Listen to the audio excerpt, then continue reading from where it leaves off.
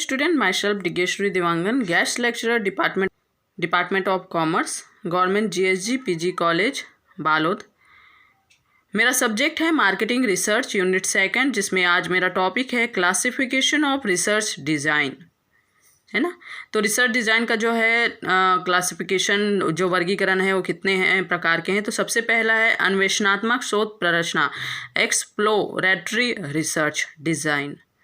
तो देखिए, इस शोध प्ररचना में विचारों एवं तथ्यों का जो है अध्ययन पर अधिक बल दिया जाता है। जब कोई शोध कार्य का उद्देश्य किसी विपणन समस्या में अंतर्निहित कारणों को ढूंढ निकालता है, तो उसे संबंध रूपरेखा को अन्वेषण जो है शोध प्ररचना कहते हैं, है ना। जो समस्या में अंतर्निहित जो कारण है, क्यों आ रही है ये समस्या, है ना, तो इस समस्या का जो है कारण ढूंढ निकालना और उस संबंध में रूपरेखा तैयार करना, ये अन्वेषणात्मक शोध प्ररचना कहलाता है। चर्चिल के अनुसार निम्नलिखित में से कोई एक या सभी लक्ष्यों के लिए अन्वेषणात्मक अध्ययन का प्रयोग किया जाता है। जैसे अपेक्षाकृत ज़्यादा सूक्ष्म अनुसंधान हो। कहने का तात्पर्य है कि अगर अपेक्षाकृत ज़्यादा सूक्ष्म अनुसंधान है तो समस्या का निवारण करना या परिकल्पनाओं का विकास करना, ये अनुसंधान शोध प्ररचना के अंतर्गत आता है। इसके लिए प्रयोग किया जाता है।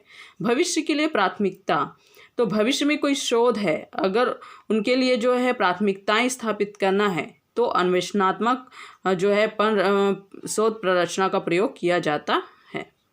शोध को आगे ले जाने में आने वाली व्यवहारिक समस्याओं के बारे में अगर सूचनाएं एकत्रित करना है तो उसका प्रयोग किया जाता है। किसका प्रयोग किया जाता है? अन्वेषणात्मक शोध प्ररचना का प्रयोग किया जाता है। समस्या के साथ विश्लेषण की जो परिचितता होती है ना, उसमें जो अवधारणाएं होती है उसको बढ़ाना, अवधारणाओं को स्पष्ट करना, तो ये जो है अन्वेषणात्मक शोध प्ररचना का जो है प्रयोग इनमें किया जाता है। अब देखिए, अन्वेषणात्मक शोध के प्रमुख कार्य उद्देश्य क्या होता है। तो अन्वेषणात्मक शोध के उद्देश्य जो होता है वो है शोध विषय की जानकारी एकत्रित करना। मतलब जो शोध है, विषय है, उसकी जो है जानकारी एकत्रित करना किनका उद्देश्य है? अन्वेषणात्मक शोध के कार्य का, मतलब शोध का उद्देश्य है। दूसरा है शोध की संभावनाओं का पता लगाना। शोध की संभावनाओं का पता लगाना एवं उसके क्षेत्र का जो है निर्णय करना।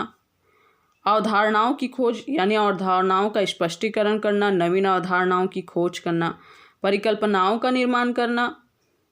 महत्वपूर्ण विपणन शोध के विषयों तथा समस्याओं की ओर शोधकर्ता का ध्यान जो है दिलाना।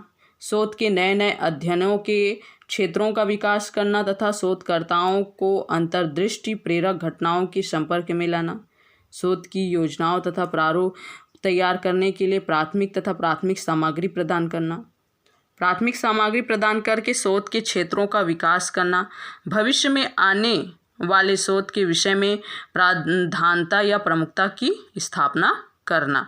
तो ये अन्वेषणात्मक शोध प्ररचना के क्या होते हैं? उद्देश्य होते हैं। दूसरा है हमारा वर्णनात्मक शोध प्ररचना, डिस्क्रिप्टिव रिसर्च डिज़ाइन। तो देखिए, इसके अंतर्गत स्पष्ट परिभाषित समस्या का कार्य किया जाता है। यह विशेष सरल एवं अत्यंत कठिन है। दोनों प्रकार का हो सकता है, सरल भी हो सकता है और कठिन भी हो सकता है। यह क्या है को स्पष्ट करता है ना। वर्णनात्मक शोध प्ररचना किसको स्पष्ट करता है? क्या है को स्पष्ट करता है। इसके अंतर्गत समस्या हेतु उपयोगी सूचना प्राप्त करता है। इसके लिए कल्पनापूर्ण नियोजन आवश्यक है। यह अनुसंधान संख्यात्मक एवं गुणात्मक दोनों हो सकते हैं। इस अनुसंधान विधि में वर्तमान स्थिति का वर्णन एवं विश्लेषण किया जाता है। इसे अप्रायोगिक अनुसंधान भी कह सकते हैं। बेस्ट ने कहा है कि वर्णनात्मक अनुसंधान की व्याख्या करते हुए कहते हैं कि वर्णनात्मक अनुसंधान क्या है का वर्णन करता है।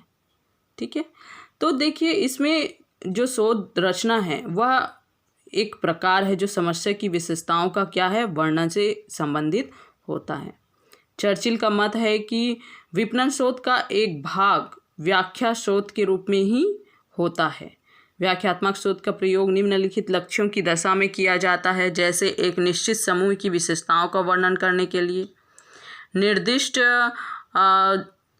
जनसंख्या उन व्यक्तियों के अनुपात का अनुमान लगाना जो कि एक निश्चित प्रकार से व्यवहार करते हैं, फिर निर्दिष्ट पूर्वानुमान लगाना, है ना। एमोरे के अनुसार इस प्रकार की शोध प्ररचना में तथ्यों का संकलन किसी भी वैज्ञानिक विधि के द्वारा हो सकता है, जैसे साधारण प्रविधि द्वारा, अवलोकन द्वारा, समस्या का अध्ययन करके, सामुदायिक रिकॉर्ड, गहन साक्षात्कार के साथ जो है सांख्यिकी अध्ययन कर जो है व्याख्यात्मक शोध प्ररचना का जो है उपयोग किया जाता है। पीवी यंग के अनुसार जो है कुछ चरण होते हैं जो वर्णनात्मक शोध में शामिल होते हैं, जैसे है अध्ययन के उद्देश्यों का निरूपण। तो सबसे पहले अध्ययन के उद्देश्यों का निरूपण किया जाता है, फिर समंक संकलन की पद्धतियों की रचना, फिर सैंपल का चयन किया जाता है, समंकों का संकलन एवं जांच किया जाता है, परिणामों का विश्लेषण किया जाता है, फिर रिपोर्ट की प्रस्तुतिकरण की जाती है। अब एक वर्णनात्मक शोध के क्या उद्देश्य होते हैं? तो देखिए, भविष्य के अनुसंधान के प्राथमिक अध्ययन में सहायता करना इनका उद्देश्य होता है। दूसरा है मनोवैज्ञानिक विशेषताओं से परिचय प्राप्त करना और शैक्षणिक नियोजन में सहायता करता है। मानव व्यवहार के विभिन्न पक्षों की जानकारी प्राप्त करता है। किसी विशेष घटना की स्थिति का शोध अध्ययन करना, वर्तमान परिस्थितियों का पहचान करना जो है इनका क्या होता है? उद्देश्य होता है। अब व्यूहात्मक या जो है वर्णनात्मक शोध के जो अगर प्रकार की हम बात करें तो इसमें सर्वे अध्ययन किया जाता है, ठीक है, अंतर संबंधों का ज्ञान किया जाता है। तो इस प्रकार जो है वर्णनात्मक शोध प्ररचना का प्रयोग किया जाता है। तीसरा है व्याख्यात्मक शोध प्ररचना।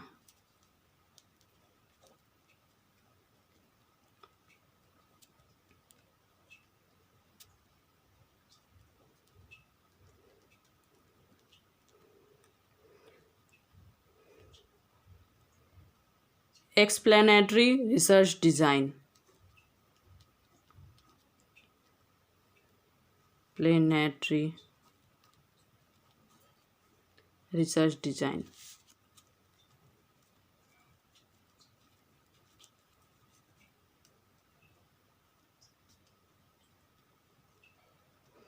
तो देखिए, शोध प्ररचना का यह वह प्रकार है जिसमें किसी समस्या के कारणों को ज्ञात करने के साथ उनके समाधान के संबंध में भी जानकारी प्राप्त करने का प्रयास किया जाता है ना।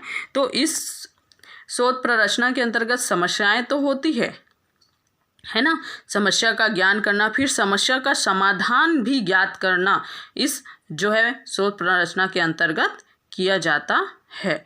इनके कार्य, तो इनके क्या कार्य होते हैं, है ना, कार्य। तो सर्वप्रथम विपणन समस्या के कारणों को ज्ञात किया जाता है। सर्वप्रथम विपणन समस्या के कारणों को ज्ञात किया जाता है।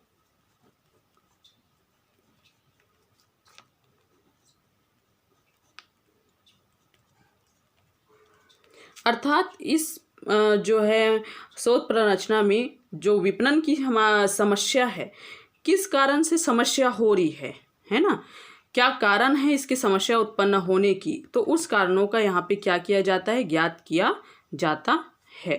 ठीक है, तो इसमें हम कारणों को बताते हैं कि इस कारण से जो है विपणन की समस्याएं आ रही है ना। तो इसमें जो है सबसे पहले उसका ज्ञान प्राप्त करना, किसके, समस्या के कारणों का, कि किस प्रकार जो है कौन सी समस्या है, क्या कारण है समस्या का, है ना। तो ये फिर संभावित समाधानों की बात खोजना, समाधान खोजना,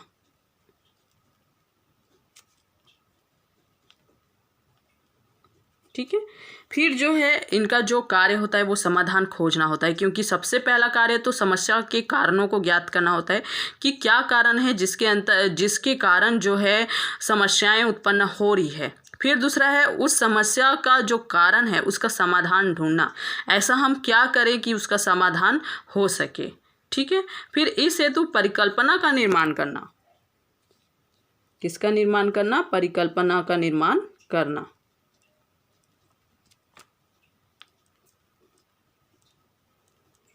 परिकल्पना का निर्माण करना। अब देखिए, चूंकि समाधान जो है हो गया, अब हम ये विचार करते हैं कि ये सही है या गलत। ऐसे करने से हमें जो सत्यता की प्राप्ति हो सकती है, या ऐसे करने से जो है हमें असत्यता की प्राप्ति हो सकती है। तो इस प्रकार जो है परिकल्पना का निर्माण किया जाता है। नेक्स्ट है वैज्ञानिक ढंग से अध्ययन करना।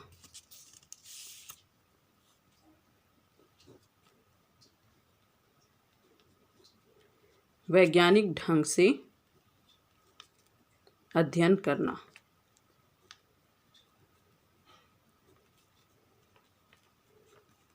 ठीक है। अब चूंकि परिकल्पना का निर्माण हो गया, अब हम इसका अध्ययन करेंगे। तो किस ढंग से? वैज्ञानिक पद्धति से जो है हम इसका अध्ययन करेंगे। ठीक है। नेक्स्ट है विधेयात्मक शोध प्ररचना।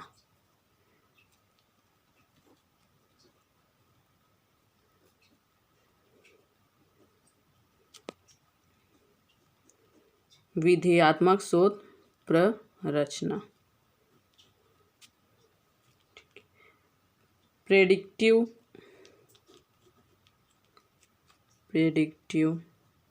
Research design.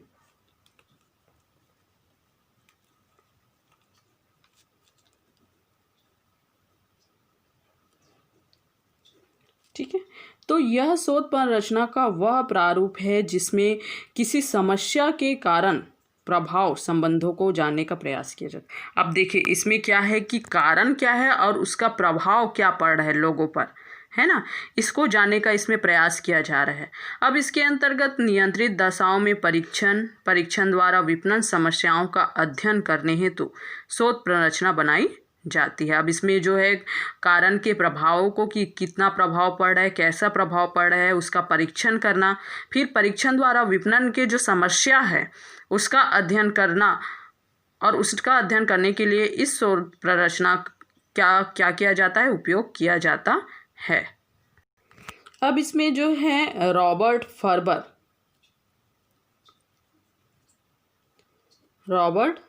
फर्बर के अनुसार इसमें जो है कुछ चरण हैं, है ना। क्या है? चरण।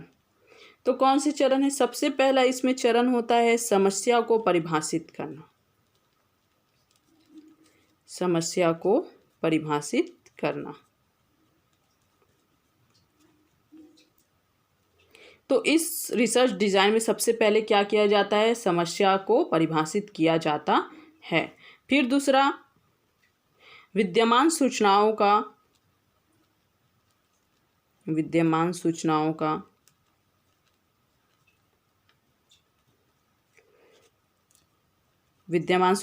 प्रयोग एवं मूल्यांकन करना।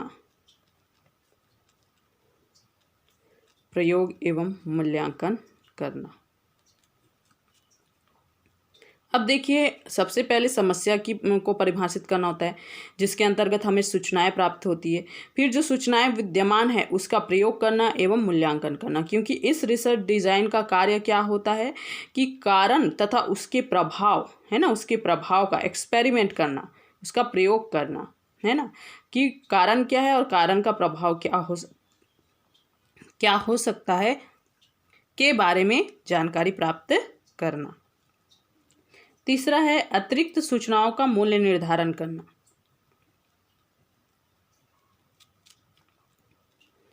अतिरिक्त सूचनाओं का मूल्य निर्धारण करना।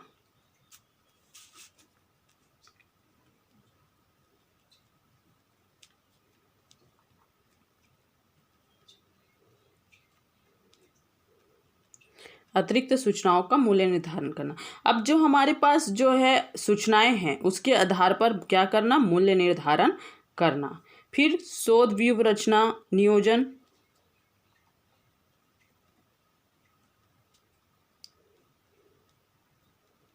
व्यूह रचना नियोजन। अब इस शोध में जो है व्यू रचना तैयार किया जाता है, योजना बनाया जाता है ना। जैसे मार्केट के लिए जो है शॉर्ट विश्लेषण एनालिसिस एक स्ट्रैटेजिक है ना, जिसमें जो है कोई भी बिजनेस में हमें शॉर्ट जो है विश्लेषण करना होता है, कितना स्ट्रेंथ है, कितनी जो है हमारे पास चुनौतियां हैं, है ना, तो क्या कमजोरियां हैं, ये सारा चीज़ को देखा जाता है। तो इसमें भी एक व्यू रचना बनाया जाता है, योजना बनाई जाती है। फिर समंक जो है संश्लेषण एवं समंक संग्रहण।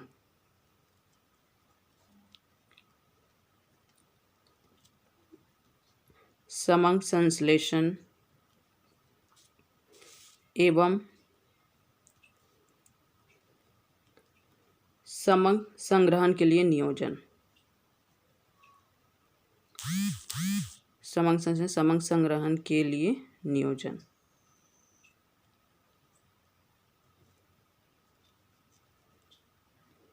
अब देखिए इसमें डाटा का कलेक्शन किया जाता है ना। डाटा का विश्लेषण किया, सबसे पहले डाटा को कलेक्ट किया जाता है, समंक का संग्रहण किया जाता है और इनका संग्रहण किस प्रकार किया जाए इसकी योजना तैयार की जाती है, फिर उनका संश्लेषण किया जाता है। ठीक है, तो ये हो गया चरण किसके, विधेयात्मक शोध प्ररचना के। अब देखिए लक, बॉल्स, टेलर तथा जो है लबिन का मत है कि शोध का कार्य बेहतर तरीके से तभी पूरा हो सकता है जबकि चरणों जो स्टेप्स है उसका निर्धारण पहले से ही कर दिया जाए। ऐसी प्ररचना सुव्यवस्था को प्रोत्साहित करती है तथा यह निश्चित करने में सहायता करती है कि सभी आवश्यक कदम उचित रूप में पूरे किए गए हैं। इनका मत है कि निम्न प्रकार की नियोजन क्रमबद्धता किसी भी शोध परियोजना के कुशल संचालन में सहायक होती है। आवश्यक प्रश्नों के उत्तर हेतु निम्न रूप में समग्र शोध संरचना को बनाना आवश्यक है। तो इस प्रकार जो है हम 4 वर्गीकरण करते हैं शोध डिजाइन को, है ना।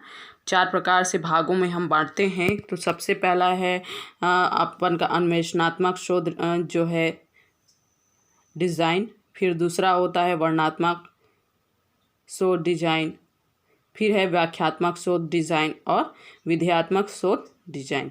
तो इस तरीके से जो है हम एक प्रारूप तैयार करते हैं कि हमें किस प्रकार जो है रिसर्च डिजाइन तैयार करना है ना, और कहाँ कहाँ किसके लिए आवश्यक होता है, कौन किसके लिए प्रयोग में लाया जाता है। तो ये सारे चीज़ें हैं। Thank you.